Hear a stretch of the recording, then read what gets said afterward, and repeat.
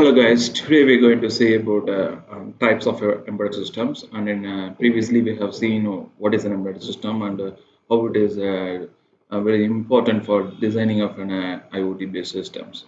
So today we are going to see about what are the different types of embedded systems and how these types will coordinate the activities of the embedded systems. IoT products will be seeing it in this today's session.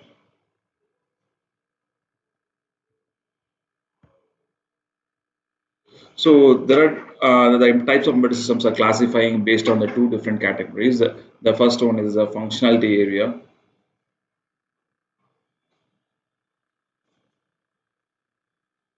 The first one is a functionality and application, and the second one is the performance and architecture.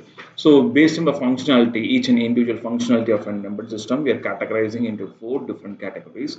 The first one is a standalone embedded system. So we'll be looking at each and every category in upcoming slides. Uh, so the first one is the standalone embedded system, the second one is a real-time embedded system, and the third one is network embedded systems, and the fourth one is the mobile embedded systems. So then based on the performance and architecture, because we'll be depending on the performance in certain categories. So in performance and categorization, we'll be looking at a small scale embedded system, a medium scale embedded system, and sophisticated and complex embedded systems. So these are the different categories of the embedded systems, and now based on different categories, we're again classifying into different groups.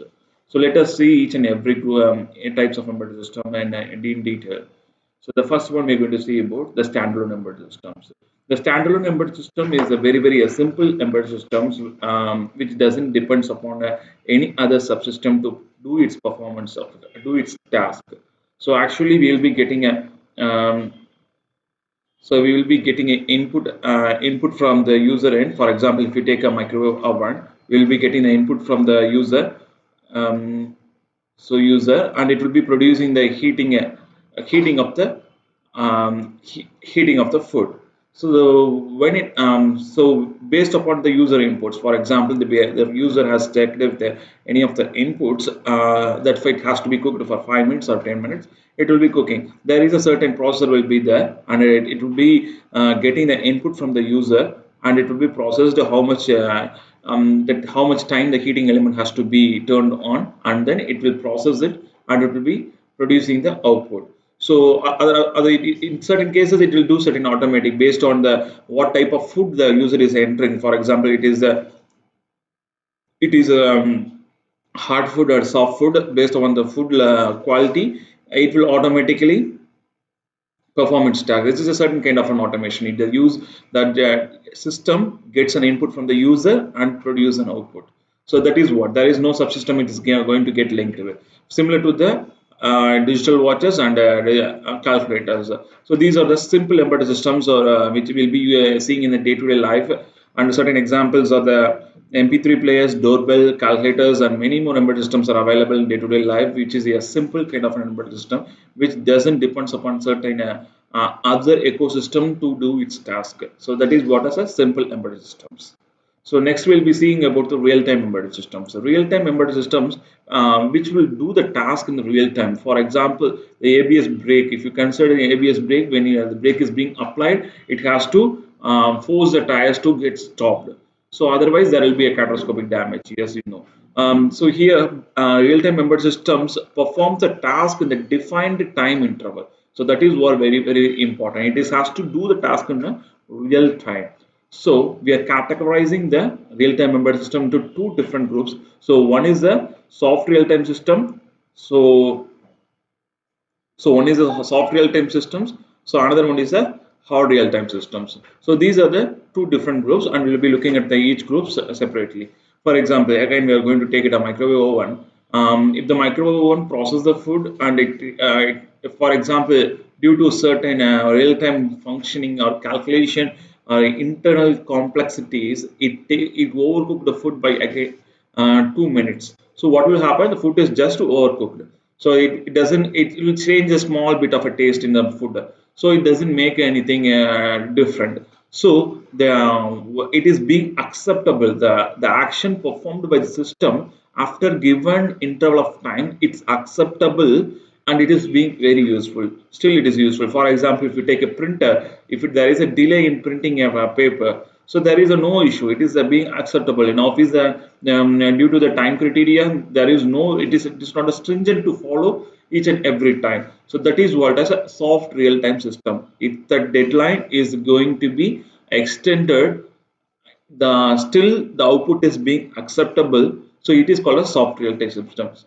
For example, take a category of traffic light control system. If there is a from north to north to south, the traffic signal is delayed by another 5 seconds, and again so from east to west, the traffic is being opened, there will be a catastrophic damage, there will be a major accident happen in the particular traffic light signal site.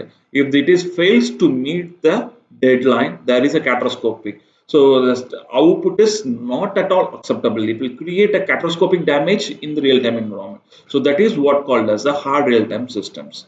So the output is not acceptable, and it is not favorable, and it is not proper. There will be catastrophic damage. That is called as a hard real time systems. So this is what called as a, for example, you can have the missile systems. So missile system, if there is a small error in the GPS positioning system, there will be the target will be at the different location. That is what not acceptable. So that is called as a hard real time systems.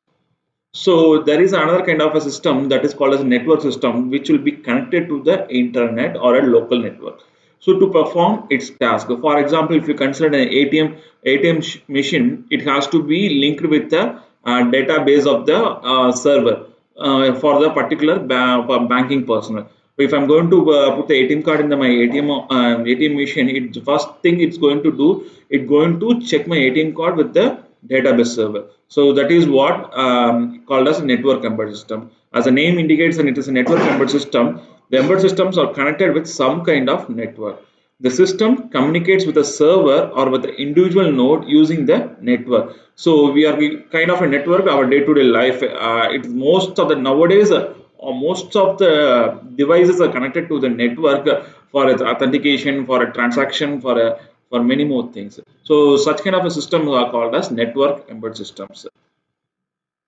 So next one is a mobile embedded system. The mobile embedded systems are most preferred in any embedded system. The cell phones, the mobile phones, wireless camera, personal digital assistants are the example of it. The main advantage of the mobile embedded system is it's very mobile. You can take it over to any places. That is what is called as a mobile embedded systems. So the next one is called as next we are going to see about the performance and architecture based criteria. So this criteria we are classifying it as a small scale, medium scale, and sophisticated. So let us see how we are categorizing in terms of small scale embedded systems. The small scale embedded systems are mostly 8-bit or 16-bit processor will be used over there, and the complexity of the program will be very less when compared with the medium scale and sophisticated.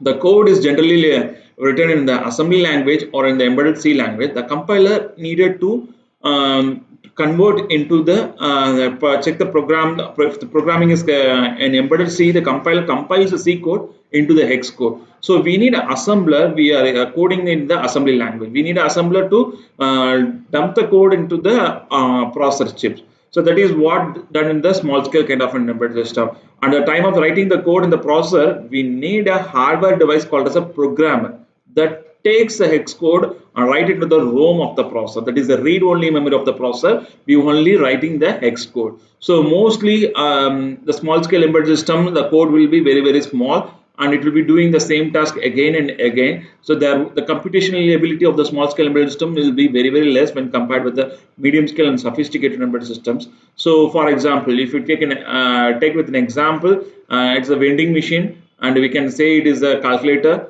and you can say it is a microwave oven. The complexity of the program will be very less. So these are the examples of the small scale embedded system. So since the complexity of the program and the computational ability of the processor has to be very less, it is most of the small scale embedded system will be a battery operated one. So that's the advantage of the small scale embedded systems. So next one is we are going to see about the medium scale embedded systems. So mostly here 16-bit or 32-bit microprocessor will be used. So there is an option of the DSP kind of a ecosystem will be used. For example,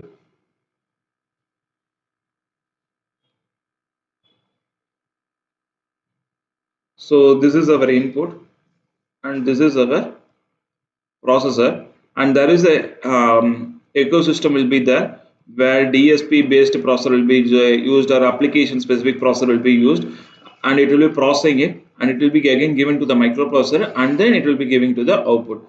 Certain cases it will be connected with the internet. Certain cases it will be connected to the internet, and the input is processed in the processor, and also it will be co-processed with the DSP or application specific processor. So in certain cases it will be connected to the internet, and then output will be produced. So there are certain the medium scale processor generally faster than the small scale. So generally faster than the small scale.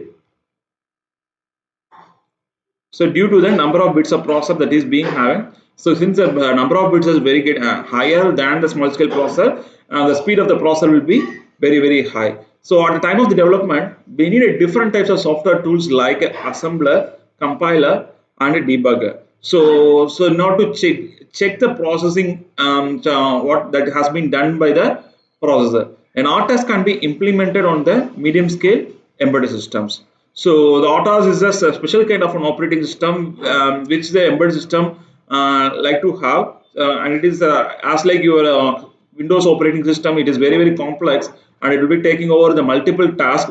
So here the RTOS will be taking the very minimal task, and it will be processing in terms of how the operating system. There will be a scheduler will be there. It will schedule the different types of processor has to be happens. So that is what the mean for the RTOS process.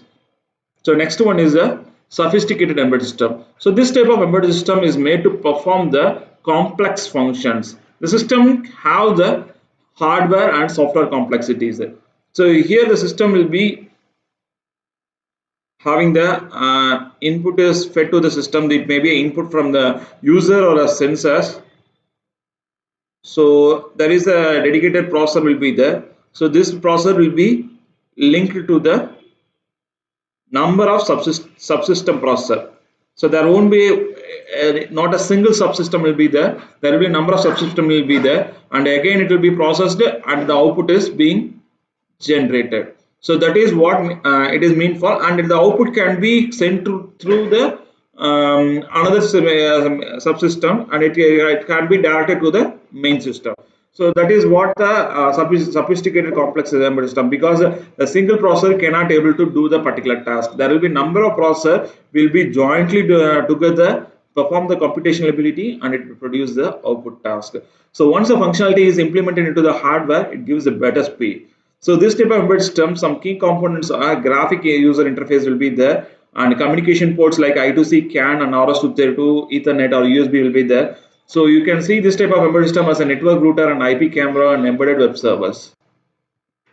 So that's all about the different types of embedded system. So next we'll be seeing with a different topic as like more about the embedded system. And thank you all.